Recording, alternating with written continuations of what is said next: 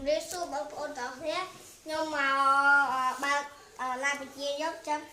ខ្ញុំមកតេស្តល្បឿនវា1ម៉ោងស្មើនឹង60គីឡូអានេះចាប់ពោះវែកបានមួយបងប្អូនយកទៅធ្វើឡជូចឹងបងប្អូនមើលពោះវែកមើលដាច់ក្បាលខ្ញុំកាត់ក្បាលដាច់មួយបងប្អូនហើយបងប្អូនមើលដាច់ក្បាល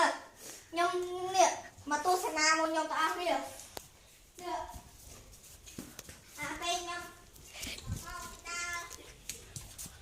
ដើរនៅណែសុកទៅវាលា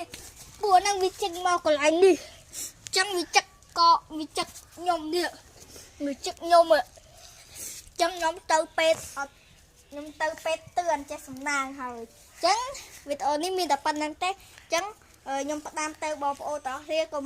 អោយប្រហែសចឹងដូចខ្ញុំចឹងយ៉ាជួបគ្រោះថ្នាក់ដូចខ្ញុំចឹងបាយបាយ